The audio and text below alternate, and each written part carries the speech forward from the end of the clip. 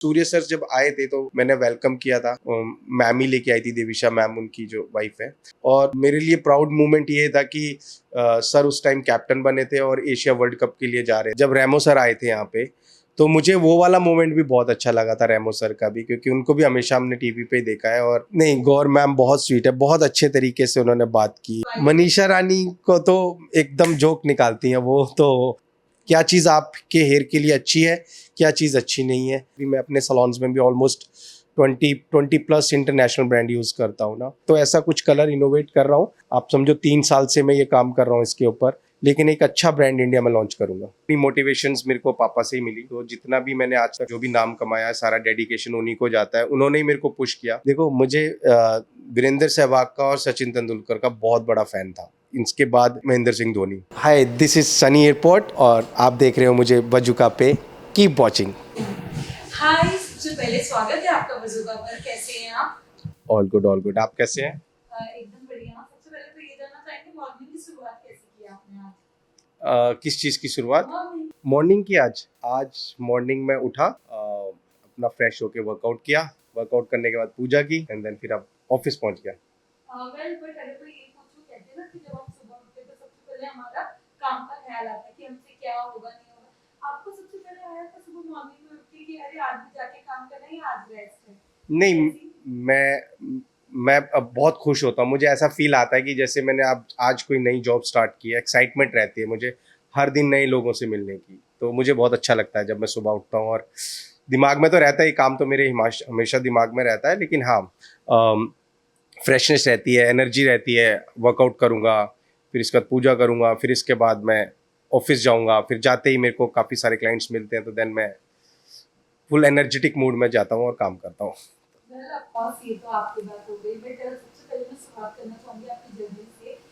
क्या कहना चाहोगे, कब सोचा था कि एक बिजनेस जो आप स्टार्ट करने वाले थे? कहीं ना कहीं हमने ये भी देखा कि आप कह रहे थे कि आपके पापा भी थे इस जी टाइम, जी जी। बट ये तो हम बात करेंगे। बट मैं सनी से जानना चाहूंगी, सनी की ये जर्नी कैसे स्टार्ट हुई और कब आपने सोचा कि चलो ये कुछ अलग किया जाए, समथिंग डिफरेंट। और कहीं ना कहीं जो प्यार मिल रहा है सोशल मीडिया पे, हमने देखा है टचवुड बहुत ज्यादा अच्छा प्यार मिल रहा है। तो क्या कहना चाहोगे आप बॉडी एक्टर से, क्या कहना है? नहीं, ये जर्नी मेरी ये स्टार्ट हुई थी 2006 से।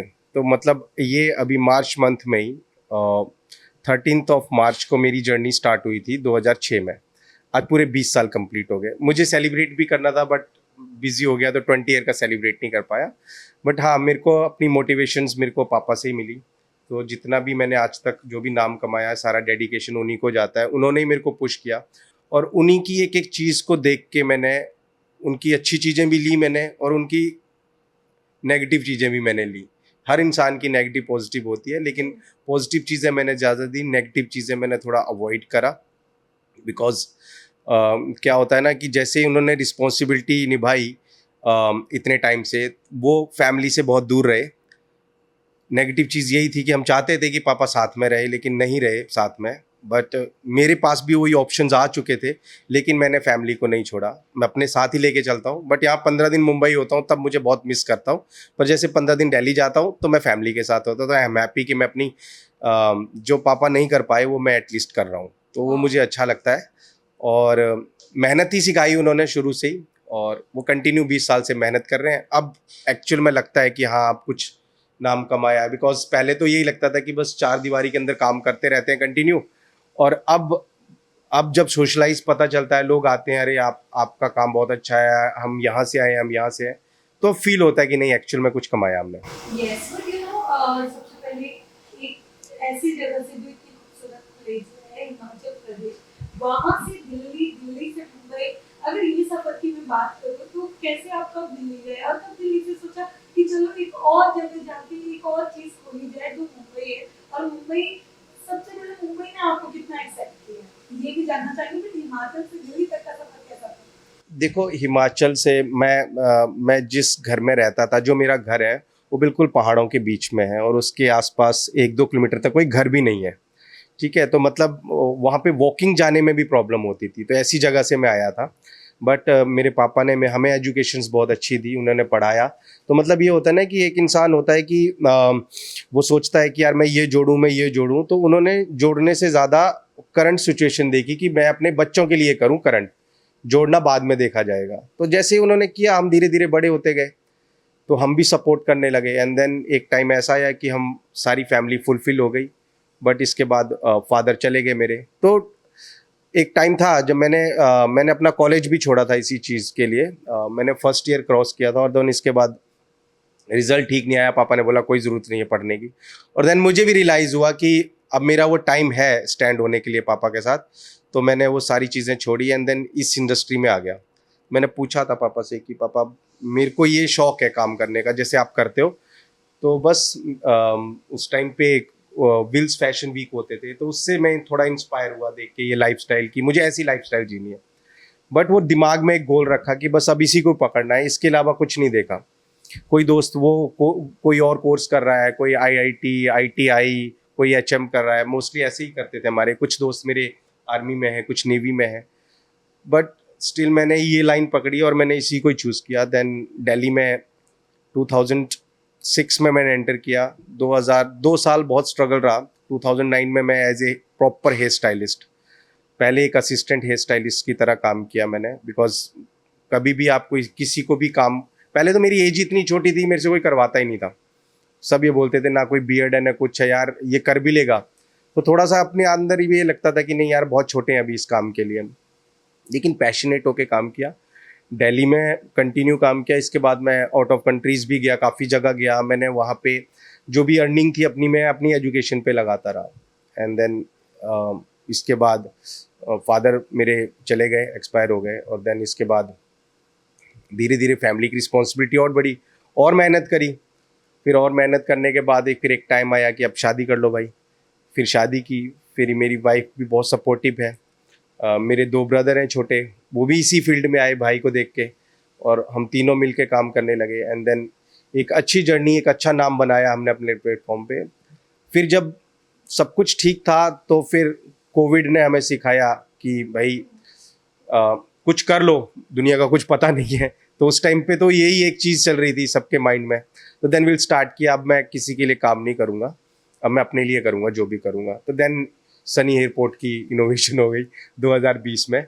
तो हमने एक साथ स्टार्ट किया, 5 लोगों के साथ मैंने स्टार्ट किया अपना Sunny airport. And then touchwood आज 100+ है मेरे पास। तो दिल्ली किया। दिल्ली करने के बाद मैंने अपना स्कूल भी खोला। फिर मेरे दिमाग में ये आइडिया आया कि जो मतलब ये चीज़ें तो मेरे दिमाग में पहले से चलती आ रही थी कि मुझे इसी से विज़न बनाना है अपना, बट वो एक राइट टाइम का वेट कर रहा था मैं। तो वो राइट टाइम आया। फिर मैंने अपना स्कूल खोला, फिर वहाँ से बच्चों को पढ़ाना स्टार्ट किया, उन बच्चों को एजुकेट किया। कोशिश की कि जो ब्रिलियंट जो बच्चे बहुत अच्छे हैं उनको ऐसी अपॉर्चुनिटी मिले। तो फिर मैंने सोचा कि उन लोगों को ही अपने ही सलोन में जॉब प्रोवाइड करूं। तो 2-2, 3-3 साल का एक्सपीरियंस किया। जो बच्चा ब्रिलियंट था वो मेरे साथ जुड़ गया। कई जो अच्छे थे वो कई अपनी फैमिली के सलोन्स में काम किया, या कहीं जहाँ अलग अलग स्टेट में रहते थे वहाँ काम किया। तो बस ऐसे सनी एयरपोर्ट स्कूल की भी शुरुआत हुई। देन विल कि हम मेहनत पूरी करने लगे। सारी टीम जो मेरे बच्चे थे वो जितने भी मेरे पास काम करें, जिन्होंने भी सीखा, वो भी बहुत डेडिकेशन होके हम सुबह से लेकर शाम तक कंटिन्यू काम करते हैं।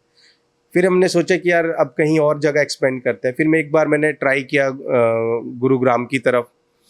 देन सडन नहीं कोई बुलावा था भाई, नहीं बात बन रही थी तो नहीं किया। एंड देन सडन एक बार मुंबई से मेरे पास एक क्लाइंट आई, उन्होंने मेरे को बहुत पुश किया, नहीं तुम्हें मुंबई स्टार्ट करना चाहिए। एंड देन हमने भी रियलाइज़ किया कि मेरे पास मुंबई से भी काफ़ी सारे लोग आते हैं। बिकॉज एक आउटलेट एक ऐसी जगह है, दूर दूर से कोई हेयर के लिए सोच के आएगा तो इट्स वेरी डिफ़िकल्ट, टाइम निकालना, फ्लाइट करना। तो देन हमने सोचा कि यार हो सकता है आए हों। और मैं मुंबई आज तक कभी नहीं आया, मैं फर्स्ट टाइम मुंबई में आया हूँ। बल्कि मैं अब तक 20 कंट्रीज़ बाहर जा चुका हूँ, सब पूरे वर्ल्ड में घूम चुका हूँ, लेकिन मुंबई कभी नहीं आया।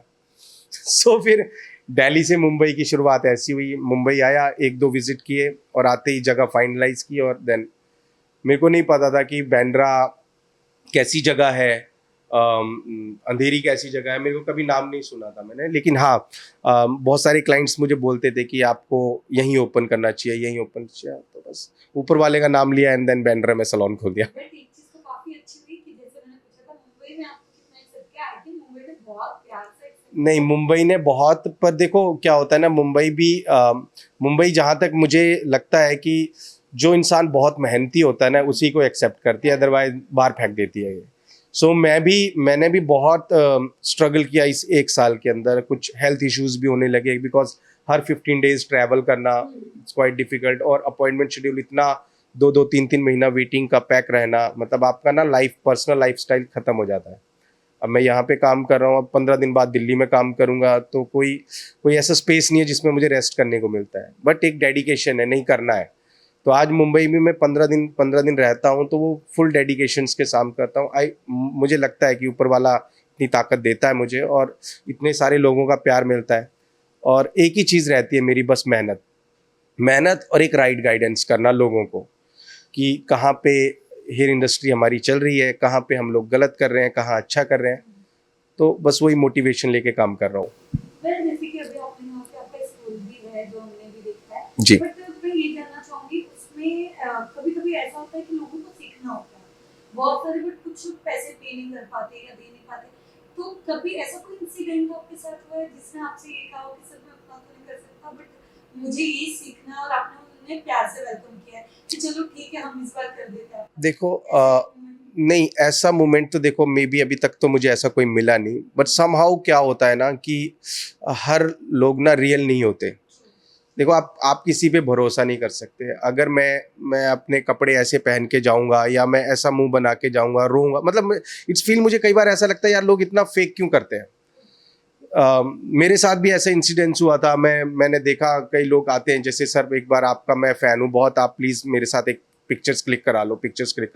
तो इंसिडेंट्स मैं आपको बता रहा हूँ, इसलिए मुझे ना थोड़ा ट्रस्ट नहीं बैठता किसी के ऊपर। मैं तो हमेशा मैं पूजा पाठ बहुत करता हूँ, मैं दान भी बहुत करता हूँ, तो पर मैं उतना दिखाता नहीं। पूजा मैं दिखाता हूँ इसलिए हूँ क्योंकि मुझे लगता है कि यार ये हमारा जो कल्चर है ना, ये लोगों तक पहले आप उसके ऊपर वाले के ऊपर हमेशा अपना भक्ति बनाए रखो। तो मैं दिखाता हूँ। मैं ज़्यादा दान इसलिए नहीं दिखाता कि वो मुझे थोड़ा फेक लगता है कि यार तुम किसी को चीज़ें बांट रहे हो, दिखा रहे हो कि मैंने ये बांटा है, मैंने ये बांटा। हाँ, वो अच्छी बात है कि सोशल मीडिया पे दिखाना भी ज़रूरी है, कि ये भी ज़रूरी है, बट मैंने कभी दिखाया नहीं, मैं इस चीज़ को लेके गया नहीं। हाँ, कई बार मैंने कुछ वीडियोज़ बनाई हैं कि मैं कुछ दे रहा हूँ किसी को हल्का फुल्का, बट मेरा कहने का मतलब ये होता है कि जो इंसिडेंट्स मैं आपको बता रहा हूँ कि मैंने वो रैंडम बंदे ने मेरे साथ फ़ोटो क्लिक कराया है, एंड देन वो जगह नहीं बताऊंगा कहाँ की थी, वो बंदा अपने वहाँ पे चला गया, and then some client pictures में कि तुम्हारे यहाँ से कोर्स करके आया है। मैंने बोला यार मैंने तो अभी तो एकेडमी भी प्रॉपर स्टार्ट नहीं की, अभी तो मेरा 1-2 बैच ही निकले हैं, तो बच्चे तो याद रहेंगे मुझे। मैंने बोला नहीं, मेरे यहाँ से तो कोई नहीं है ऐसा कोई बंदा। कह रहा नहीं है देखो, तो उसने वो एक सर्टिफिकेशन मेरा ऐसे ही डुप्लीकेट करके साथ में लगा दिया। तो मैं तो थोड़ा सा ऐसे शॉक्ड हो गया, मैंने यार ये लोग क्या कर रहे हैं। मतलब ये लोग ये दिखा रहे हैं कि मैंने सनी एयरपोर्ट से एजुकेशन ली है, एंड देन मैंने ये कोर्स कंप्लीट किया। मैंने कहा मैम मेरे पास तो ऐसा नहीं है कोई स्टूडेंट। तो जब से मैंने देखा बच्चे बहुत तेज हैं, ऐसा नहीं है। और देन हाँ, मेरे में ये ज़रूर है कि मैं किसी को एकदम लोड नहीं डालता कि आप इतने पैसे दो। मैं एक इंस्टॉलमेंट भी बना रखा है हमने हर मंथ का, कि आप ऐसे धीरे धीरे करते हो, क्योंकि मुझे भी पता है मैम कि मैंने कैसे पैसे जोड़े थे, और कैसी प्रॉब्लम्स मैंने फेस की थी बाहर कंट्री में जाके। उनकी लैंग्वेज भी नहीं, कोई अरेबिक बोल रहा है तो वो समझ नहीं आती थी हमें भी, तो मैंने भी बहुत मुश्किल से कैच किया इन चीज़ों को। और जो भी मैं उस टाइम पे कमाता था, तो जैसे मैं आपको बताऊं कि जब मैंने अपना काम स्टार्ट किया था तो मैं 1000 रुपीज़ सैलरी पे था। तो एक अच्छे वे पे मैं जब छोड़ा मैंने, तो एक बहुत अच्छी अमाउंट पे मैंने सैलरी छोड़ी थी अपनी।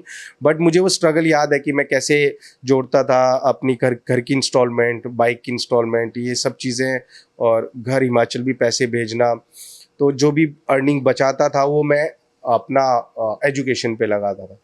तो मतलब आप ये सोचो कि अगर मैं दिल्ली भी रहता हूँ तो मैं आज तक मेरे घर के मुश्किल से 2 किलोमीटर तो कुतुब मीनार है, मैं वहाँ पे नहीं जा पाया आज तक। मतलब मैं दिल्ली, मतलब मेरा वही है, सलोन, घर से सलोन, सलोन से घर।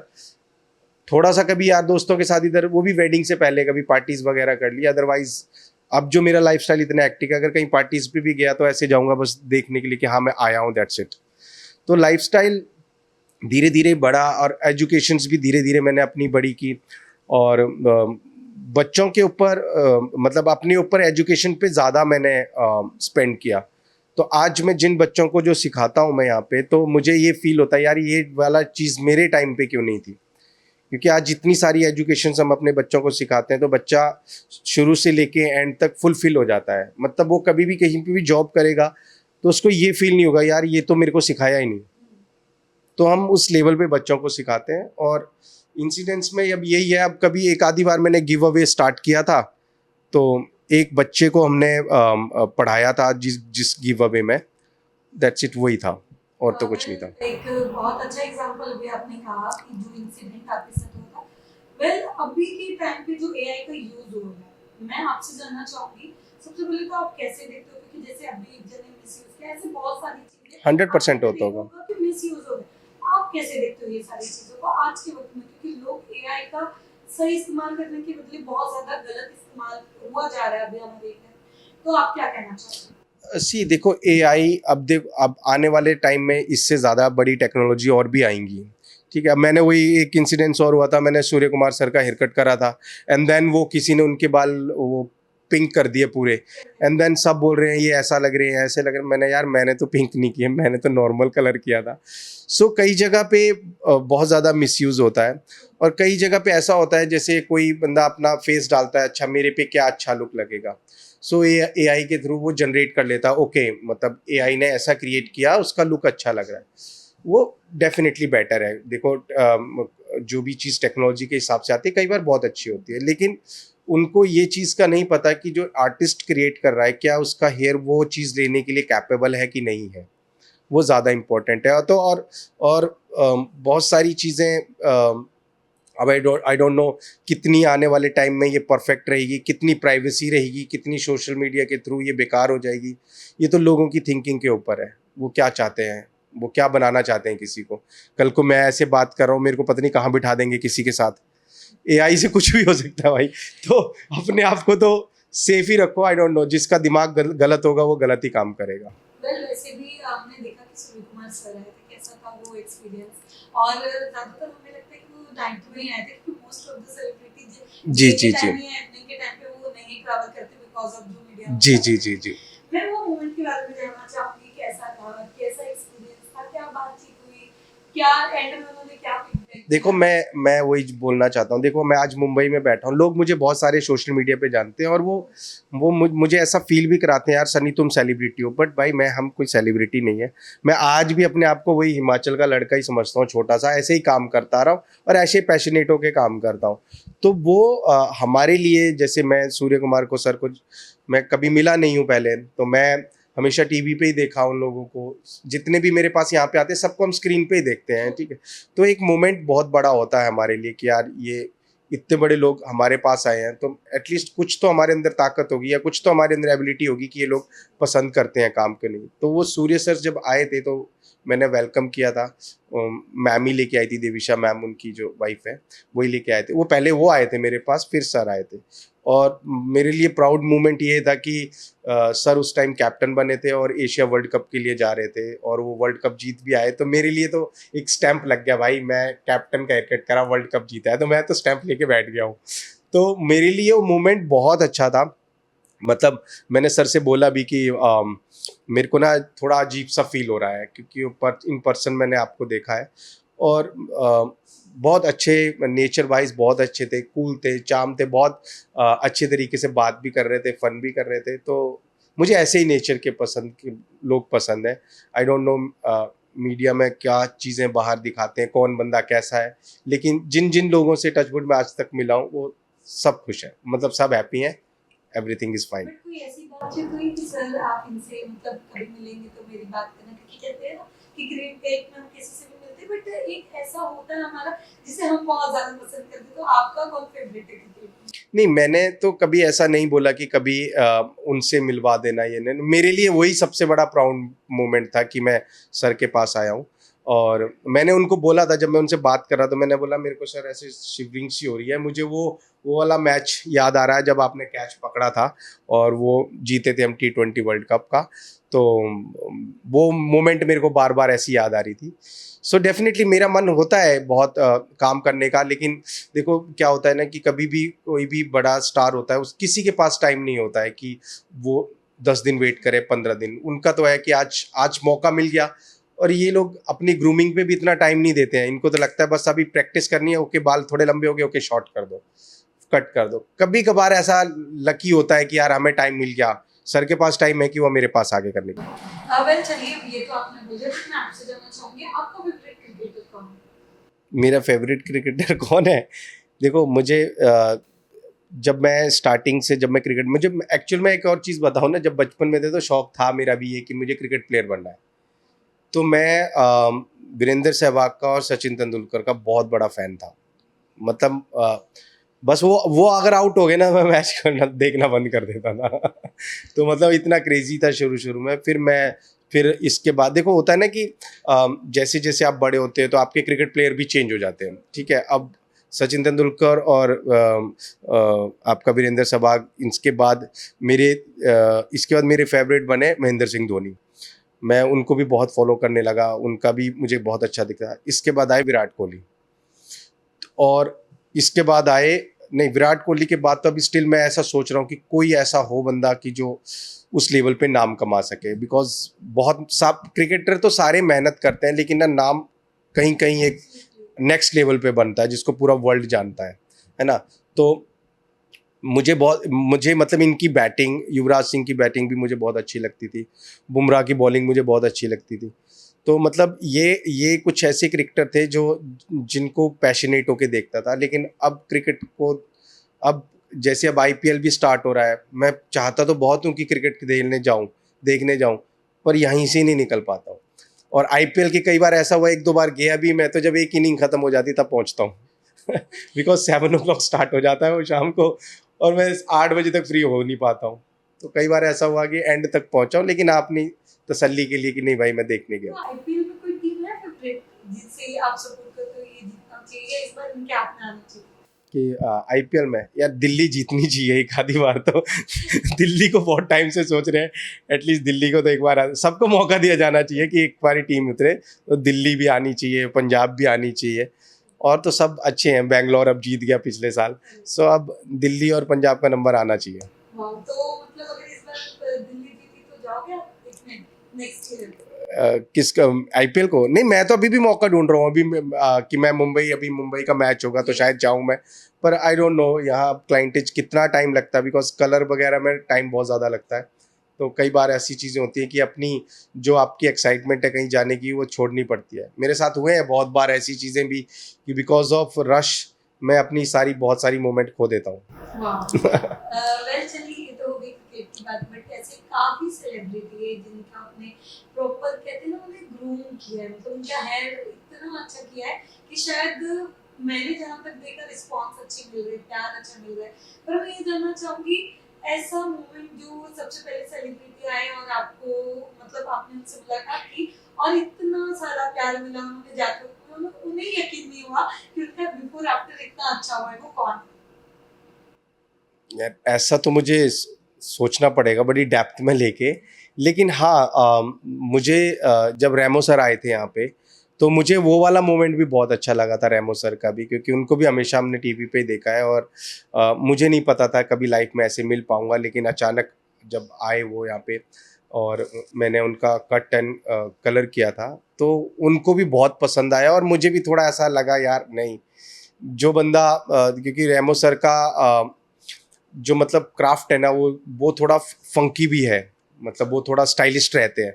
तो एक स्टाइलिस्ट बंदे को एक स्टाइलिस्ट लुक क्रिएट करना, और वो तो मैं आई नो कि वो इतने साल से इंडस्ट्री में उन्होंने पता नहीं क्या क्या कराया होगा अपने हेयर में। उन्होंने सारे कलर भी करा चुके होंगे, सारे कट भी करा चुके होंगे। तो मुझे वो थोड़ा अच्छा लगा था कि यार मैंने कुछ किया तो रेमो सर को अच्छा लगा। सो वो मोमेंट बहुत अच्छा था रेमो सर के साथ। और सबसे ज़्यादा खुशी कब मिलती है? जब जब कोई इंसान पहली बार अपने आप का मेकओवर करा रहा है, वो चाहता है कि यार अब मुझे चाहे मूवीज़ में जाना हो, चाहे मुझे कोई जॉब के लिए जाना हो, तो वो मोमेंट सबसे अच्छा होता है कि यार वो अपने आप को ऐसे लेके आया था और उसका ट्रांसफॉर्म करके ऐसे कर दिया। एक मोमेंट वो बहुत अच्छा लगता है मुझे। और एक मोमेंट वो लगता है कि जब कोई बंदा करा करा के इतना सैड हो रखा है, उसको समझ नहीं आ रहा है कि उसको करना क्या है, और जब एक राइड गाइड करके मैं उसको ये चीज़ें बताता हूँ कि ये चीज़ें ऐसे करो, और देन उसका हेयर उस लेवल तक ले जाता हूँ कि वो ऐसा फील आए कि उसको नई ज़िंदगी मिल गई हो बालों को, वो मोमेंट मुझे बहुत अच्छा मिलता है। तो चाहे वो देखो एक एक एक सेकंड में, मतलब एक 4 घंटे 5 घंटे में तो कोई चीज़ ठीक नहीं होती, इट्स टेक टाइम। बट जब कभी बंदा बोलता है ना 5-6 महीने बाद आके यार आपने ये चीज़ बताई थी, एंड देन मैंने वैसे ही फॉलो किया और आज मैं बहुत खुश हूँ अपने वालों से। तो ये मुझे ऐसा फील आता है कि यार मैंने किसी का, क्योंकि ये हेयर भी ऐसा होता है ना, इंसान को डिप्रेशन में भी ले जाता है ना। और बॉयज़ में तो फ़र्क नहीं पड़ता, बाल उड़ के कोई फ़र्क नहीं पड़ता यार, कोई दिक्कत नहीं है, रफ एंड टफ है। लेकिन गर्ल्स में ऐसा होता है, अगर डेंसिटी कम हो गई, बाल चले गए, तो वो फीलिंग डिप्रेस्ड, यार कोई ना कोई कमी चल रही है। और दो लड़कियों को अच्छा ही लगता है बाल ऐसे हाथ मारना, तो वो मोमेंट ही ख़राब हो जाए, हाथ मार के हेयर फॉल हो जाए, तो वो बंदा डिप्रेशन में चला जाएगा। तो जब हम कभी ऐसी हेयर की लाइफ को सेव करते हैं, तो वो मेरे लिए बहुत एक्साइटेड होता है। वेल इसी के साथ साथ ये भी जानना चाहेंगे ऑफ कोर्स सनी हेयरकट की जर्नी कैसे स्टार्ट हुई, कब आपने सोचा ये अलग यूनिक नाम रखा जाए? और मैंने आपसे ये सुना, मैं देख रही थी आपका इंटरव्यू से पहले, तो आपने उसमें कहा भी कि ऐसे काफी लोगों ने उस नाम मतलब हाँ जी, हाँ जी। उनके आगे वो नाम लगाया। तो सबसे पहले तो मैं ये जानना चाहूंगी कैसे शुरुआत हुई, आप कैसे कहना चाहोगे, और ये जो आजकल लोग लगा रहे उनके लिए आप क्या कहना चाहोगे? देखो, शुरुआत तो कभी नाम नहीं था मेरे दिमाग में, पर जैसे जैसे बोलते हैं ना, टाइम बढ़ता जाता है तो नाम आ जाता है माइंड में। पर हाँ, ये ज़रूर था कि मैं 2008 से वीडियोस बना रहा हूँ। मुझे अपना काम दिखाना बहुत पसंद था। उस टाइम पे कोई भी लोग सोशल मीडिया इतना नहीं यूज़ करते, जस्ट फेसबुक होता था हमारे पास। तो मेरे को अच्छा लगता था कि मैं किसी का एक बिफोर पिक्चर ले रहा हूँ एंड देन आफ्टर ले रहा हूँ, तो उसका कोलाज बना के मैं डाल देता था। तो वो मुझे शुरू से ही ये था। और देन मैं कई बार ऐसा होता है ना कि आप पापा भी मेरे को बोलते थे कि बेटा जो तुम सोचते हो ना, जो सोचते रहते हो ना, वो ज़रूर पूरा होता है कभी ना कभी। तो मैं ऐसे ही अपने मन में, जब शाम को पापा आते थे, जब सो जाते थे वो, उनके पैर वैर दबा के उनको आराम से सुला देता था मैं। फिर माइंड अपनी नींद लाने के लिए मैं सोचता रहता था, यार मैं ना एक दिन ऐसा बनूंगा, एक दिन ऐसा बनूंगा, मेरे पास लोग यहाँ से आएंगे, मेरे पास लोग वहाँ से आएंगे, मेरा नाम वहाँ। और आज भी मैं यही सोचता हूँ। तो मेरा वो थिंकिंग ना आज भी वैसी है। तो वो सोचता रहा कि मैं, मेरे पास लंदन से आएगा कोई, वहाँ से आएगा, बोलेंगे नहीं मुझे सन्नी के पास ही जाना है, मुझे सन्नी का। तो वो दिमाग में चलता रहा।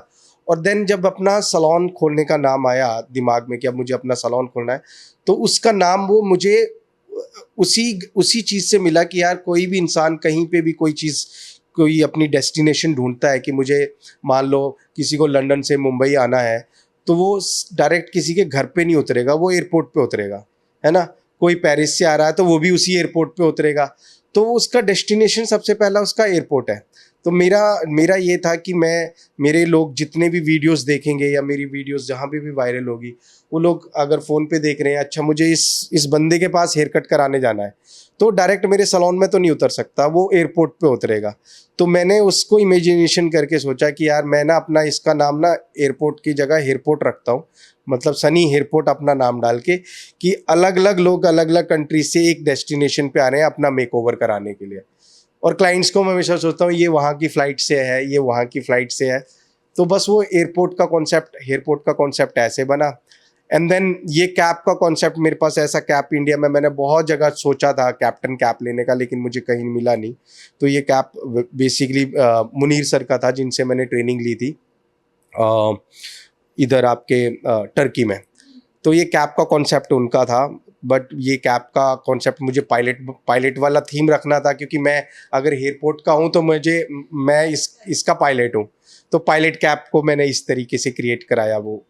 तो बस ये एयरपोर्ट का कैप्टन मैं हूँ, और मेरा ये एयरपोर्ट है, इसमें दुनिया भर से लोग आते हैं कराने के लिए, ये मेरा डेस्टिनेशन बन जाता है। वाओ, वेल जैसे कि अभी आपने कहा कि कुछ लोग कहते हैं कि हमें सनी सर से ही करवाना है, तो मैंने वो एक मोमेंट आप बताइए कि जब किसी ने आके ये कहा कि नहीं अगर सर आएंगे तो ये करना है, करना मैं नहीं करूँगा, ऐसा भी कोई मोमेंट? हाँ, ऐसा बहुत होता है बिकॉज सी अगर मान लो मैं किसी से मिलने जा रहा हूँ, मैंने किसी स्पेसिफिक, या मान लो किसी भी सेलिब्रिटी के पास गया हूँ मैं, तो मैं बोलूँगा मुझे उनसे मिलना है, मैं बहुत होप लेके आया हूँ, एंड देन वो सेलिब्रिटी इग्नोर कर दे किसी चीज़ को लेकर, तो मुझे तो हर्ट हो गई, है ना। तो डेफिनेटली मैं समझ सकता हूँ इन चीज़ों को, कि किसी को हेयर मेकओवर कराना है एंड देन मैं बोलूँ कि नहीं कर पाऊंगा आपका। देखो मैं भी अपने टाइम में बिजी रहता हूँ, बट हाँ मैं इतना ज़रूर कर देता हूँ जितने मेरे अंदर कैपेबिलिटी है कि एटलीस्ट उनसे बात करके कंसल्ट करके उनको अपनी टीम के मेंबर से करा देता हूँ। तो मैं कोशिश करता हूँ, कई बार ऐसी चीज़ें होती हैं कि क्लाइंट बोलते नहीं उनसे बात करा दो, नहीं कर सकता क्योंकि बैक टू बैक लोग बैठे होते हैं, एंड देन उससे ना आपके ऊपर वो बहुत सारी चीज़ें भी, एलिगेशंस भी हो जाते हैं कि अपने आप को नहीं, इधर उससे बातें कर रहा है, उससे बातें करता है। तो लाइफ ऐसी है ना मैम कि कुछ भी, किसी को कुछ नहीं बोल सकते, लेकिन हाँ लोग मोस्टली कराना चाहते हैं। लेकिन मैंने अपना स्कूल खोला था, इसीलिए मैंने अपने लोगों को ट्रेन करा था। और आज भी मैं मुंबई में भी अगर बैठा हूँ तो यहाँ पे मेरे जितने भी स्टाइलिस्ट हैं ये सब मेरे स्टूडेंट्स हैं, ये सब मैं दिल्ली से लेके आया हूँ। तो इनको पता है कि सनी सर ने क्या सिखाया है, कैसे काम किया है, तो ये उसी चीज़ को फॉलो करते हैं। तो मेरे को टेंशन नहीं रहती, क्योंकि कोई भी दूसरा स्टाइलिस्ट आता है उसको टीम में एडजस्ट होने में टाइम लगता है। मेरे को एक ऐसा बकेट लिस्ट जो आप शेयर करना चाहते हो कि अब ये बकेट लिस्ट कहीं और जाके खुलेगा तो वो कौन सा प्लेस होगा? अभी मैंने रिसेंटली मेरा प्लान अभी दुबई का था पहले, बट बिकॉज ऑफ थोड़ा वॉर का ये स्टार्ट हुआ। मतलब मेरा स्टार्टिंग से प्लान था 2026 में मुझे दुबई खोलना है, बट वॉर के चक्कर में मैं थोड़ा रुक गया उसके लिए। बट नेक्स्ट प्लान मेरा गुड़गांव का था, गुरुग्राम का। फिर वो बंद होके मैंने ये ऑप्शन रखा, तो गुरुग्राम मैंने ओपन कर दिया, काम स्टार्ट हो गया। तो मेरी नेक्स्ट एयरपोर्ट गुरुग्राम में है, सो वहाँ खुलेगा। पर हाँ, जो आप मेरे से इससे पहले भी बात बोल रहे थे कि लोग अपने पीछे एयरपोर्ट लगाते हैं, देखो अगर कोई बंदा किसी चीज़ का नाम रखता है तो वो किसी थीम के हिसाब से रखा है। मेरा थीम ये था। अब मैं किसी को रोक नहीं सकता कि आप अपने पीछे एयरपोर्ट मत लगाओ, लेकिन एटलीस्ट किसी भी चीज़ को रखने का एक मीनिंग होता है। आप आज एयरपोर्ट रखा है, कल को हट के कुछ और नाम रख देगा तो उसका कोई मीन नहीं है। अगर आज सनी एयरपोर्ट रखा गया है तो ये मेरी लाइफ टाइम तक रहेगा कि मेरा नाम सनी है, ये मेरा डेस्टिनेशन एयरपोर्ट है, तो मैंने सनी एयरपोर्ट रखा। इसके बाद तो पता नहीं कितने हज़ारों लोग हैं, तो उसके लिए तो मैं कुछ भी नहीं बोल सकता। लेकिन हाँ, मैं ये ज़रूर बोलूँगा कि कोई भी नाम रखो उसके पीछे आपका एक थीम ज़रूर होना चाहिए, तभी वो कॉन्सेप्ट के हिसाब से बैठता है।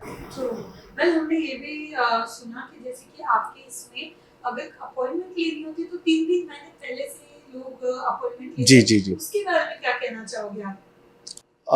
मैम देखो, अपॉइंटमेंट शेड्यूल जो ये वेटिंग का पर्पस है, इससे ऑलमोस्ट 10 साल तो हो गए आसपास, ये 2-3 महीना वेटिंग का मेंटेन करते हुए। बट क्या होता है कि मैं उतना ही एक दिन में उतना ही काम कर सकता हूँ जितने मेरे अंदर ताकत है। कई बार मैं ऐसा भी बोलता हूँ, यार मेरे ये लोग इतना अपॉइंटमेंट कई बार इतना ज़्यादा एक्सेस होता है, बिकॉज प्रेशर ज़्यादा होता है। तो मैं बोलता हूँ यार मैं कोई माता थोड़े ना, मेरे इतने सारे हाथ थोड़े, मैं उतना ही काम करूँगा। एंड देन अगर क्लाइंट को मैं टाइम ना दे पाऊँ तो फिर वो भी सोचता है यार मैं इतने दूर से 2 महीना वेटिंग करके आया और अब इस बंदे ने मेरे को टाइम भी नहीं दिया।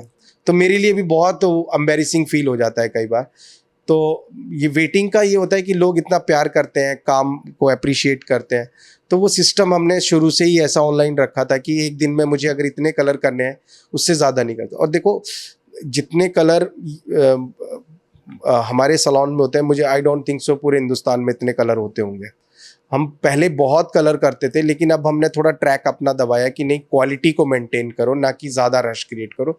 पर समहाउ अगर कोई नॉर्मल टचअप जो रेगुलर बेस पे टचअप कराने आते हैं, जो रेगुलर बेस पे ब्लो ड्राई कराने आते हैं, वो भी एंटर होते हैं, ऑनलाइन वाले भी एंटर होते हैं, तो क्राउड थोड़ा ज़्यादा हो जाता है। लेकिन अपने आप को अच्छा लगता है कि यार, कभी मैं भी सोचता हूँ यार 3 महीने की वेटिंग है, मतलब मैं एक ऐसा बंदा हूँ जो 3 महीने में कुछ नहीं कर सकता, बस सैलून जाएगा। और मुझे कहीं बाहर भी जाना हो, इस चक्कर में मेरे कई सारे इंटरनेशनल ट्रिप भी ख़राब हो गए बिकॉज ऑफ इतना वेटिंग होने की वजह से। लेकिन जो भी करता है ऊपर वाला अच्छे के लिए करता है। सर यू नो अगर हम देखा जाए तो एक इन्फ्लुएंसर आप भी कहलाते हो, जितने लोगों को आप इन्फ्लुएंस कर रहे हो और लोग आपके पास आ रहे हैं। बट मैं आपसे जानना चाहूँगी इनके अगर आपको मौका मिलता है कोई भी रियलिटी शो में आपको वेलकम होने का, मैं ये जानना चाहूँगी क्या आप रेडी होंगे या आपका कोई फेवरेट रियलिटी शो है जिसमें आप जाना पसंद करेंगे? मैम देखो, आज तक तो कभी मैं ऐसी मीडिया से नहीं जुड़ा। मैं एक्चुअल में मुझे क्या बोलते हैं लोग कि जो मैं वीडियोस में दिखता हूँ, मेरी जो रील 1 मिनट 2 मिनट 3 मिनट, ये एक्चुअल में रियल सनी है ना। इसके अलावा मैं आपसे भी बात कर रहा हूँ, मैं रियल हूँ, है ना, मैं ऐसे ही आपसे बात करूँगा, ऐसे ही क्लाइंट से बात करूँगा, सबसे मैं ऐसे ही बात करता हूँ, गुस्सा भी करता हूँ कई बार, प्यार से भी बात करता हूँ, लेकिन रियलिटी शो में मुझे एक्चुअल में नहीं पता कि किस तरीके का काम होता है। और मेरे को अपनी लाइफ में मुझे दो तीन चीज़ें हैं, एक हेयर का मुझे नॉलेज है, अगर हेयर का कोई रियलिटी शो होगा आई विल डेफिनेटली वेलकम। अगर कोई स्पोर्ट्स का होगा तो मैं थोड़ा स्पोर्ट्स पर्सन भी हूँ, उसमें भी मैं डेफिनेटली करूँगा कि यार सबको एक मौका तो करूँगा लाइफ में, कि अगर कभी मौका मिले तो मैं डेफिनेटली उसके ऊपर वर्क करूँगा। बिग बॉस आ गया या फिर आजकल द 50 चल रहा है, अगर ये सारी चीजों का अगर आपको मौका आए तो क्या आप ये सारे में भी जाना चाहोगे? बिग बॉस में भी देखो, बिग बॉस में भी टास्क होते हैं, और मेंटली भी और फिजिकली भी टास्क होते हैं, और 50-50 में। तो मेंटली भी मैं अपने तरीके से स्ट्रांग हूँ और फिजिकली भी मैं थोड़ा स्ट्रांग हूँ, तो मैं ये कर सकता हूँ, ऐसा नहीं। अभी हेयर की दुनिया से मैं बाहर भी कर सकता हूँ, मुझे सारी चीज़ें आती हैं। मैं जैसे बोलते हैं ना कि यार एक इस बंदे के अंदर क्या स्पेशली, तो मैं सब खेलता हूँ, मैं बास्केटबॉल भी खेलता हूँ, फुटबॉल भी खेलता हूँ, क्रिकेट भी खेलता हूँ। तो मैं जितना भी मल्टी टास्क होता है मैं वो कर लेता हूँ, और कभी मौका मिलेगा तो मैं डेफिनेटली जाऊँगा। थोड़ा बहुत बिग बॉस देखा है कभी आपने? हाँ, हाँ। कोई भी एक सीजन? नहीं, मैं पहले बिग बॉस देखता था, लेकिन समहाउ क्या होता है ना हमारे घर में, कहते हैं कि यार जब भी देखो लड़ाइयाँ ही चल रही होती हैं, लड़ाइयाँ ही चल रही होती हैं, और एक चीज़ के ऊपर लड़ाई, जहाँ पे लड़ाइयाँ देख रहे हो घर में भी लड़ाइयाँ स्टार्ट हो जाएंगी। तो इसलिए मैं पहले देखता था, बट फैमिली के साथ नहीं, अकेले देख लेता हूँ। कौन सा सीजन आपका फेवरेट था?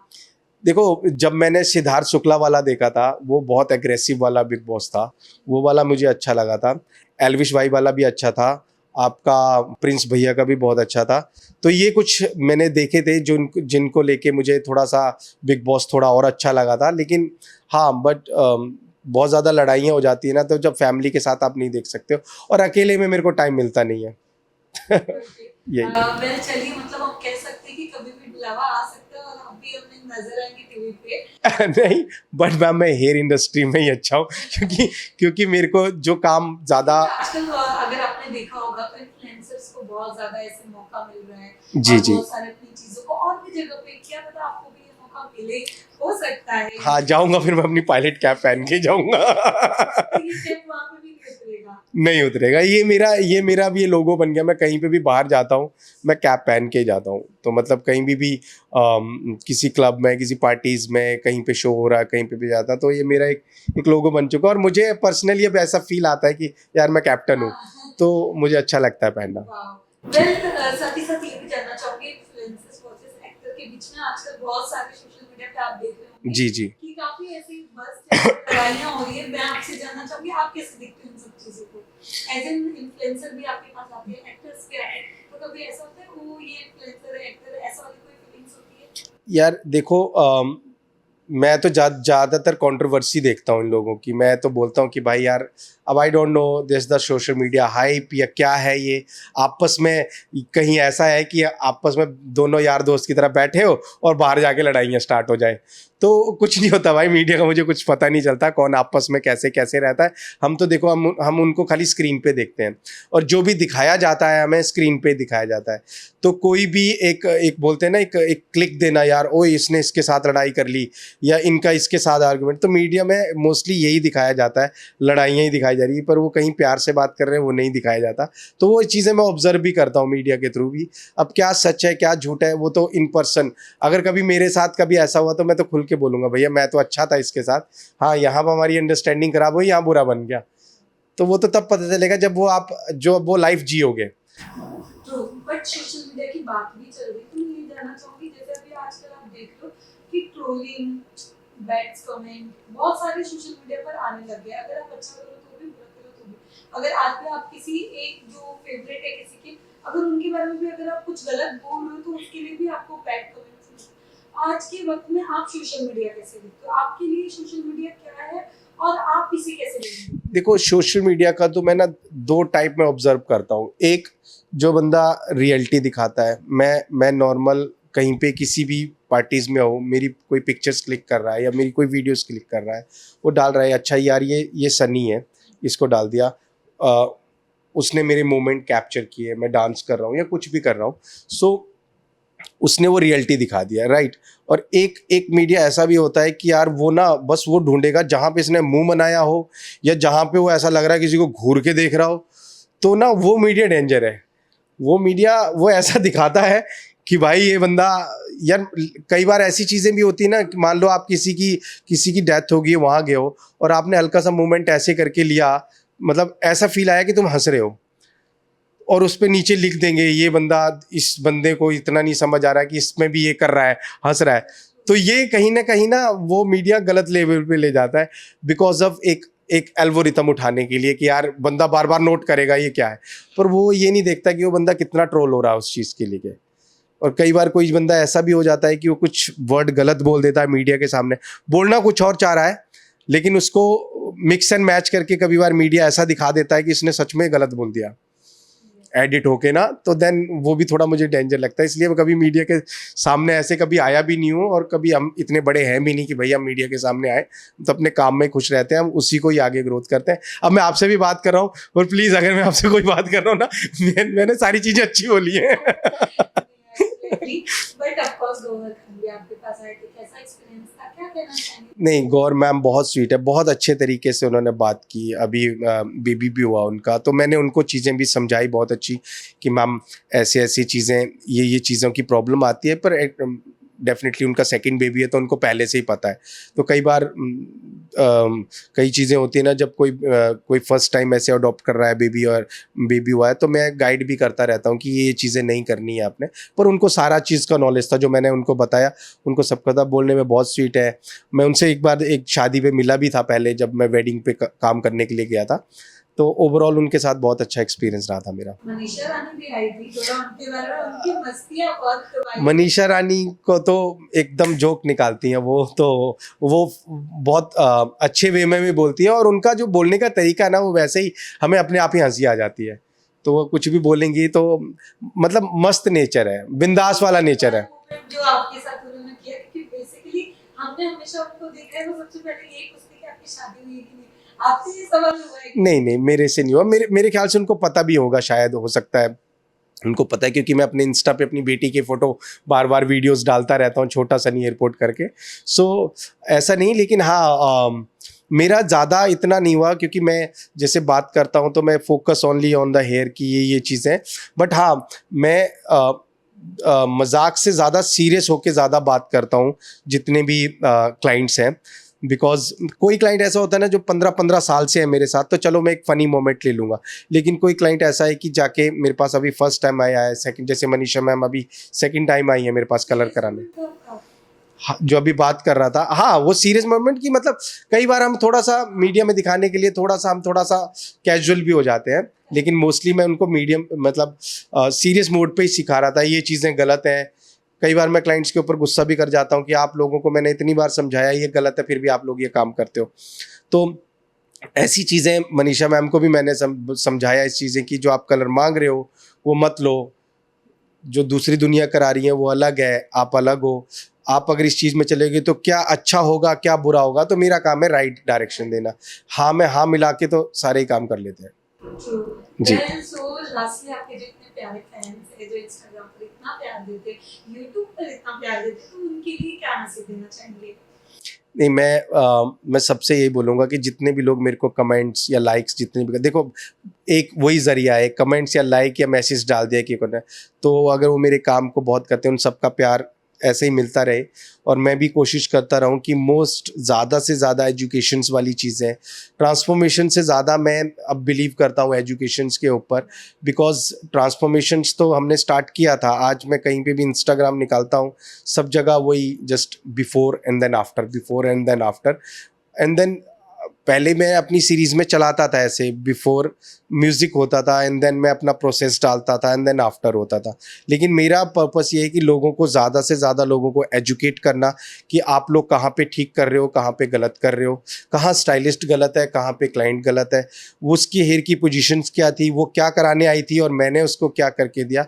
मैं इस चीज़ पे ज़्यादा बिलीव कर रहा हूँ अभी, क्या चीज़ आपके हेयर के लिए अच्छी है, क्या चीज़ अच्छी नहीं है। आई नो कई सारे ब्रांड्स मेरे लिए खफा भी होंगे इस चीज़ को लेके, वो सोच लेंगे सन्नी तो ये सब चीज़ें बता रहा है, बंद करा देगा या गलत गाइडेंस कर रहा है। पर जो रियलिटी है वो रियलिटी है, जो इंसान के बालों के लिए ठीक नहीं है वो मैं इसके लिए बोलूँगा। वाओ। सो लास्टली बज़ूका के साथ ये इंटरव्यू करके करके आपको कैसा लगा? नहीं, बहुत अच्छा लगा। मुझे नहीं पता था कि मतलब मैं आपसे बात कर रहा हूँ कि क्या आप क्या पूछोगे भाई। कई बार ऐसी चीज़ें हो जाती है ना, बंदा हाँ, चुप हो जाता है, यार इसका क्या जवाब दूं। लेकिन चुप वो बंदा होता है जिसको डर लगता है कि वो गलत है कहीं पे। तो मैं तो बिंदास हूँ कि आप मुझसे जो पूछोगे, और आपने भी मेरे से वही चीज़ें पूछी जो एक प्रैक्टिकल मीडिया को पूछना चाहिए। चाहे वो पर्सनल हो चाहे वो प्रोफेशनल हो, आपने दोनों चीज़ें पूछी, मैंने दोनों चीज़ों के बाद तो आप लोगों के साथ बहुत अच्छा लगा। Thank you. लास्टली आपका नाम और चैनल आईडी बज़ुका जी, बोल दीजिए। हाय, दिस इज मी और आप मुझे देख रहे हैं बज़ुका पर। मी की जगह सनी है। Hi this is Sunny airport और आप देख रहे हो मुझे बजुका पे। Keep watching. You can say this is my new invention. I'm going to do this और ये लोगों को फायदा करेगा ऐसे। हाँ, doesn't have side effect. रोज? हाँ. Okay. So सनी, आप फर्स्ट ये भी हम आपसे जानना चाहेंगे बकेट लिस्ट में क्या ऐड किया और जो आप अपने थ्रू लोगों को बताना चाहो क्या अलग आने वाला है? सी देखो, अभी जैसे मैं केमिकल वर्क ज़्यादा करता हूँ, कलर्स एंड ऑल ना, तो मैं बहुत सारी चीज़ें देखता हूँ। जैसे अभी मैं अपने सलॉन्स में भी ऑलमोस्ट 20+ इंटरनेशनल ब्रांड यूज़ करता हूँ ना। सो ये ब्रांड्स इसीलिए यूज़ होते हैं बिकॉज हर ब्रांड अलग अलग डिफरेंट हेयर स्ट्रक्चर के हिसाब से बने हुए हैं।